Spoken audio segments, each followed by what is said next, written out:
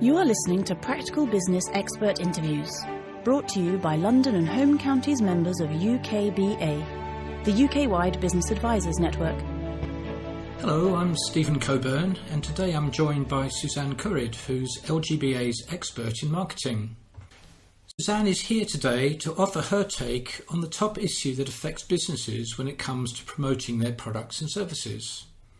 So, hello, Susanne. Hello, Stephen. What do you think's the major challenge for today's small business? Well, when it comes to marketing, Stephen, I think one of the major issues that always comes up is choice, or rather too much choice. Businesses know that they need to do marketing to drive more sales, but they often come overwhelmed by the huge range of channels and technologies that are now available. Susanne, how does this challenge play out for businesses? I mean, what happens when a business owner is faced with this confusing marketing landscape?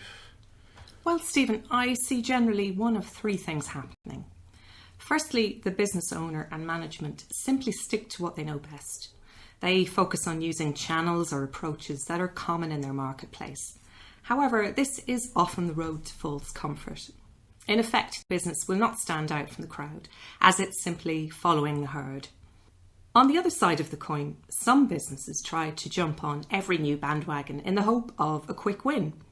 Certainly, you can gain some early entry advantage with this approach.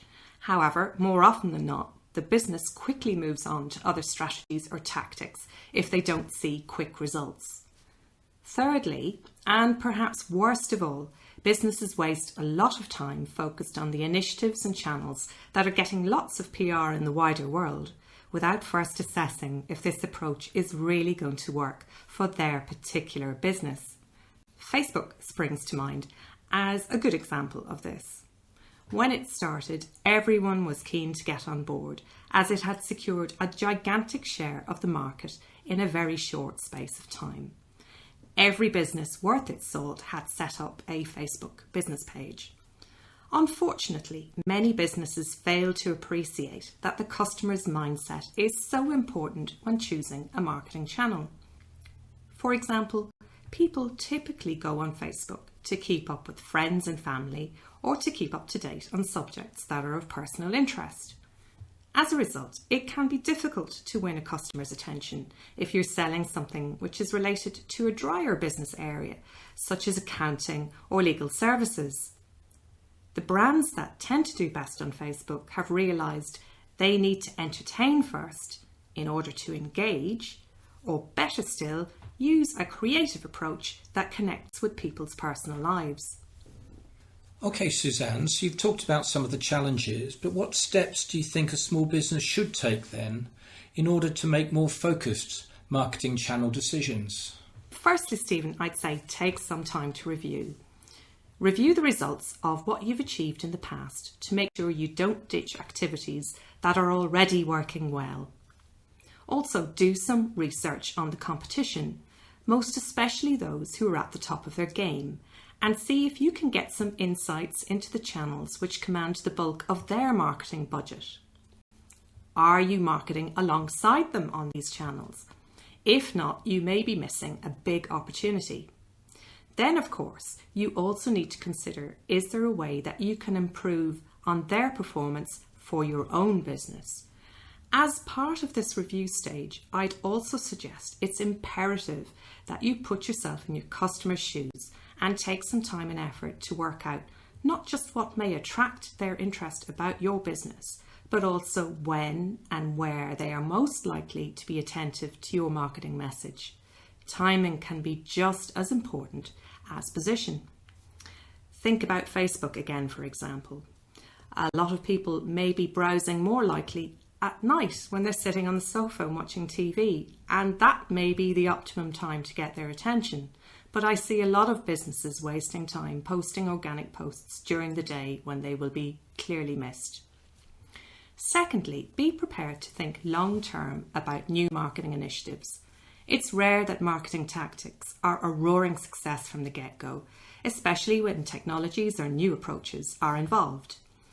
They often take time to get up to speed, so you have to be prepared to stick with initiatives through the teething phases.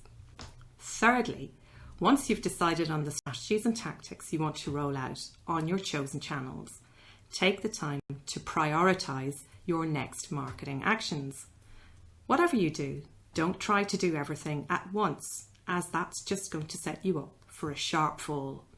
Firstly, think of quick wins to help build up support and confidence for the larger initiatives you're planning further down the track, especially when those initiatives are new or involve technology.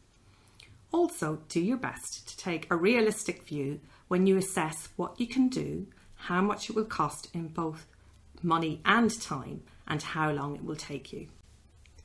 A good rule of thumb with new marketing initiatives is to keep the time you spend on them proportionate to your more tried and tested initiatives. The 70-20-10 rule, for example, suggests that you should allocate 70% of your time and budget to initiatives that are already working well, 20% to newer initiatives that have started to show promise and that you'd like to invest in more.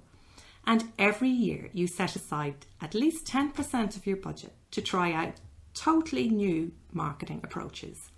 From this planned approach, I believe you can achieve continuously improving marketing results.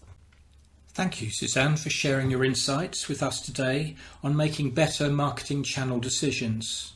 I hope you, the listener, have taken something really positive from Susanne's comments that will prove useful to your business.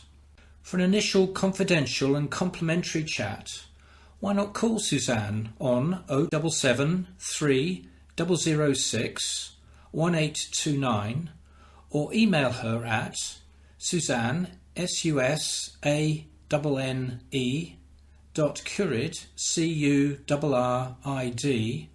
at lgba.co.uk.